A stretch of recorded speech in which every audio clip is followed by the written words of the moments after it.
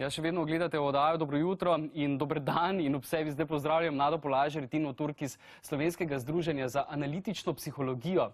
Dobro jutro. Dobro jutro. Ja. Govorili bomo o arhetipih. Ste se kdaj zavzeli, da so si glavni junaki v filmih, knjigah, risankah in pravljicah pravzaprav zelo podobni?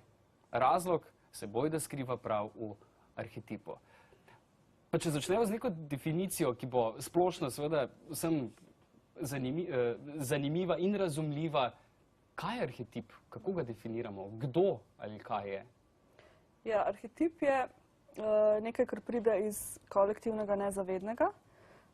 Zdaj na kratko se moram tega dotakniti, drugače bo popolnoma nerazumljivo, ker to je nekaj, kar v bistvu je zelo globoko v človeški psihi.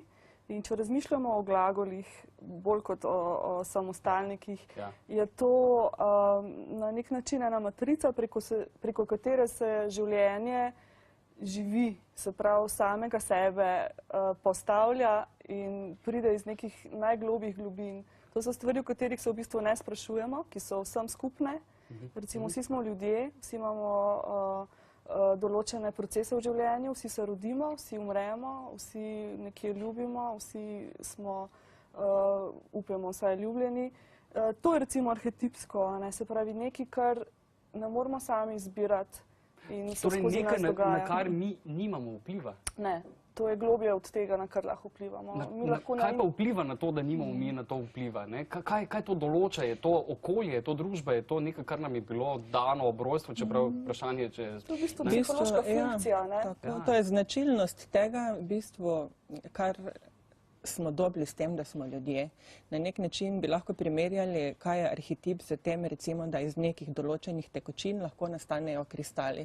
V sami tekočini se kristal ne vidi, nikjer ga ne moremo najti, če ga gremo iskati, ampak ta potencial, da se iz te tekočine potem razvije kristal, bi lahko rekli arhetip. In enako, kot je Tina rekla, v kolektivnem nezavednem mi nosimo potencial, ki ga ne najdemo z mikroskopom, ne z ne vem kakim pregledovanjem, ampak potem skozi življenje nekje se v nas pojavlja, zato ker smo ljudje v našem življenju, to prepoznamo. Kdaj se potem pojavi ta arhetip, recimo, kdaj zaživi v svoji polnosti? Obratno je, v bistvu arhetip že živi in mi ga ne moramo vnaprej zaznavati, ampak mi lahko kvečemo, potem vidimo, kaj je bilo.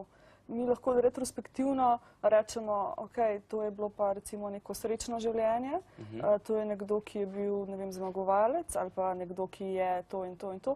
Medtem, ko se to dogaja, lahko mogoče začutimo neko kvaliteto, ki se na nek individualen način sicer izraža, ampak tisto od spodaj, tisti drive, tisto, kar to hoče, je pa v bistvu življenje, ki skozi nekoga živi neko svojo zgodbo. In za arhetip je značilno, da je nezavedan, se pravi, manj, ko smo mi zavestni nečesa, bolj nas prevzame in bolj je potem to nekaj, kar je na en način arhetipskega, se pravi, kako bi temu rekli,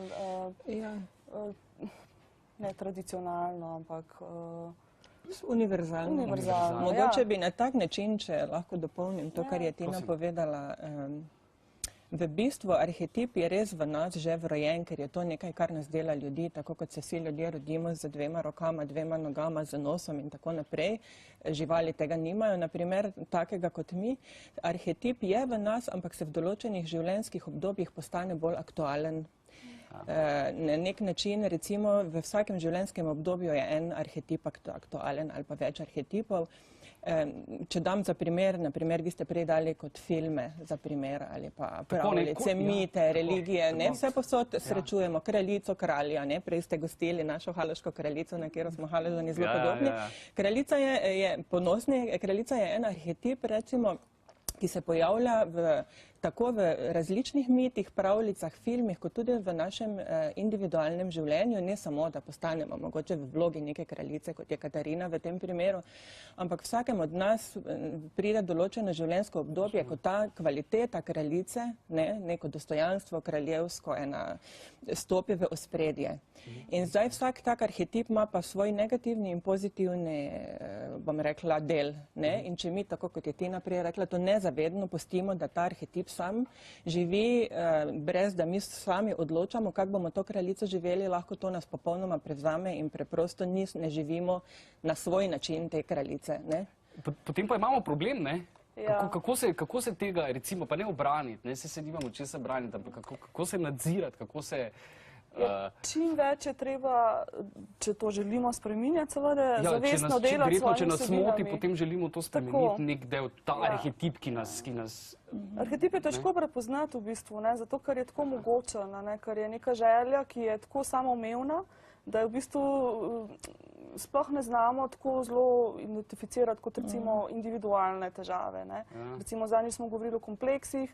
Kompleks je nekaj, kar te zelo očitno zmoti, ko postaneš na to pozoren in je lahko povezan z obnašanjem, lahko je povezan z vzgojo in te stvari, ki so dosti bolj otipljive. Arhetipsko je pa tisto globje, je pa še ena stopnja pod tem, ne, in tega se je težko dotakniti, ker je včasih zelo mogočno, lahko nas preplavi, brez da bi v bistvu mi imeli kakršnokoli idejo o tem, da se to sploh dogaja. Ne, in je res lahko koreninjeno tako globoko v naši psihi, da recimo nekdo, ne vem, ne bo nikoli razmišljal o tem, da bi sploh bil kaj drugega. Eno vprašanje, čisto zapomnim, če sem začel s filmi, dajmo tudi končati. V filmih me ponavadi zmoti, če recimo temu arhetip nekega poštenjaka na koncu ne zmaga. Ne? Torej poštenjak ali pa nek dobrosrčnež mora na koncu zmagati, premagati tistega hudobneža. Ne? Pravzaprav ne zmoti, ampak ti da veliko bolj mislice. Zakaj se to zgodi? Ne, če se izteče film tako, kot na začetku že predvidevamo, ko vidimo tiste osebe, je to normalno, ne? Če pa ne, pa nas...